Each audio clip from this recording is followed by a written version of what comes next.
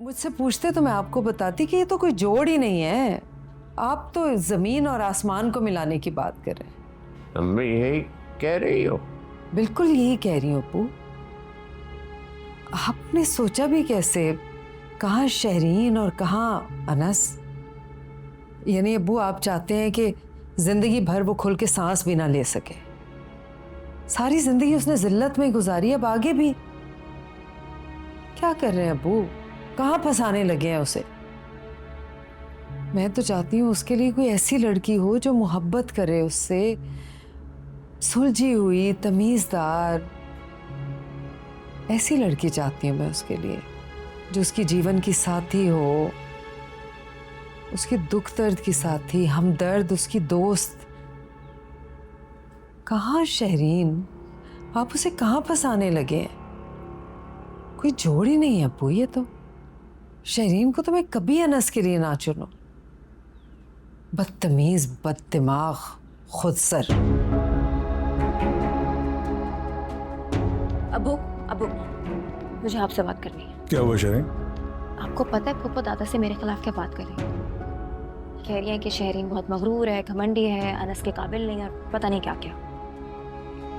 मैं अम्मी को बुला के लाती हूँ। तुम ठहरो, उनको बेआराम मत करो, सोने दो उसे, मैं करता हूँ बात।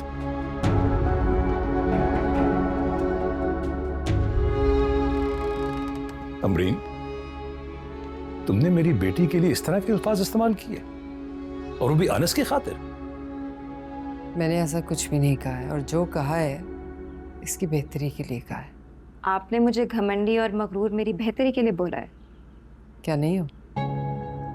तुम्हें अपनी लुक्स पे, अपने आप पे गुरूर नहीं है? तुम्हारे मिजाज में एटीट्यूड नहीं है? फूफो, अब आप अपनी बात को कवर कर रही हैं।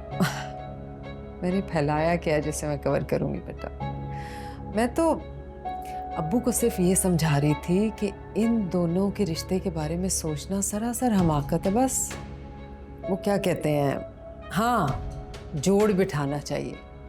वो कह रही थी मैं, शरीन बेटी के लिए तो इसके मिजाज, इसकी पसंद का रिश्ता होना चाहिए, जो इसे समझे, इसके साथ चले। अगर अनस के साथ जुल्म होगा तो इसके साथ भी तो ज्यादती होगी ना। ये बात अब्बू को समझाओ, नाराज होके बैठे हैं कब से। समझा दिया, अब नहीं होगी ये बात।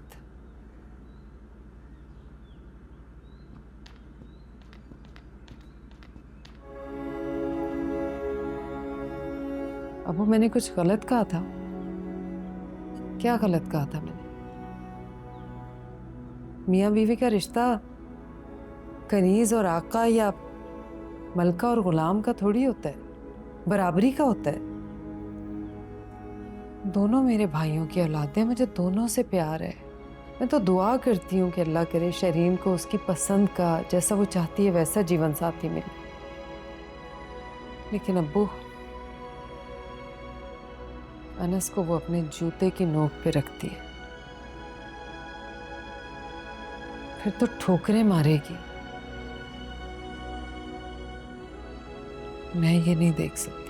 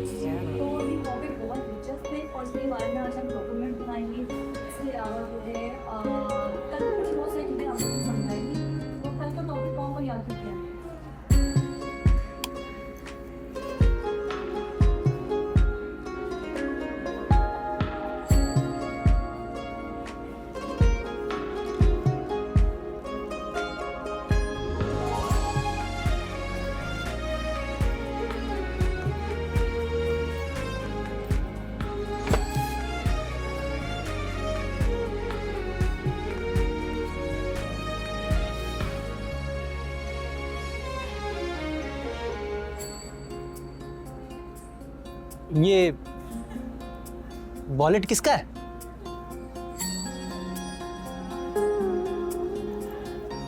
अंधे हो क्या? लिखा हुआ तो है अनस का है।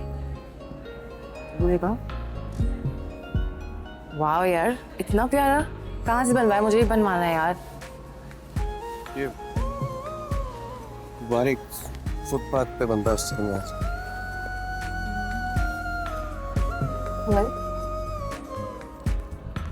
है ना, अच्छा लग रहा है।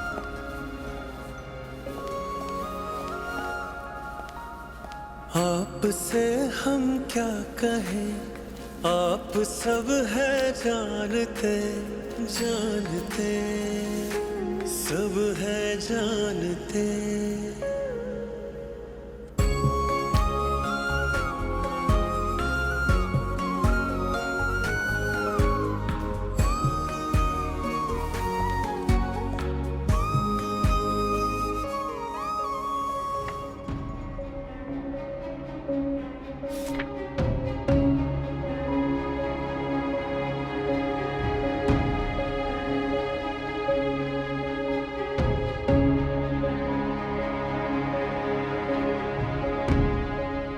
माय गॉड अंसा, इतना सब कुछ हो गया। तुमने गलती की। तुम्हें अंकल से बात नहीं करनी चाहिए थी, तुम्हें डायरेक्ट पुलिस से कॉल करनी चाहिए थी। पुलिस से? नहीं यार, वो मेरे भाई हैं। भाई प्यारे होते हैं, लेकिन भाइयों के लिए बहनों से ज्यादा जायदाद प्यारी हो जाती है। और मैं सोचती थी कि पता नहीं वो कौन सी बहनें होती हैं जो अपने हक से दस्तबरदार हो जाती हैं। इसीलिए होती होंगी ना, भाई वरना ऐसे हो जाते हैं। क्या मेरे भाई भी ऐसे हो जाएंगे? मैं तो नहीं लड़ सकती अंसा।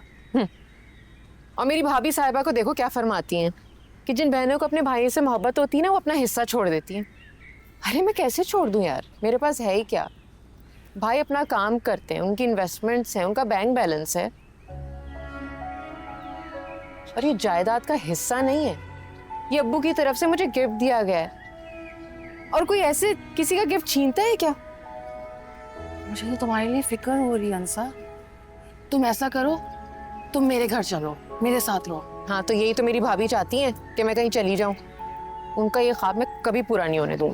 अंसा, जायदाद बहुत बुरी चीज होती है। हम आए दिन टीवी पे देखते हैं कि भाई ने जायदाद की वजह से अपनी बहन की जान ले ली है। हाँ तो ले ले जान, भाई के समय फिर भी कुछ भी नहीं आएगा। मैंने तो सब कुछ प्लान किया हुआ है। मैं अपनी पूरी जायदाद ईदी सेंटर के नाम करके जाऊंगी। पूरी जायदाद? हाँ हाँ, हंस लो। नहीं लगती मैं साहिब जायदाद, लेकिन हूं मैं।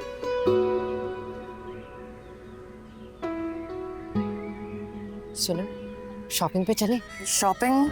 तुम? हाँ हाँ, तुम्हें भी करा दूंगी यार। अरे हाँ, बहुत माल है मेरी जान, बहुत माल है। सुनो, अपने फोन का कैमरा जरा मेरी तरफ खोलो, बाल तो खोल लूं जरा मैं। ये लो। ऐसे ही रखना,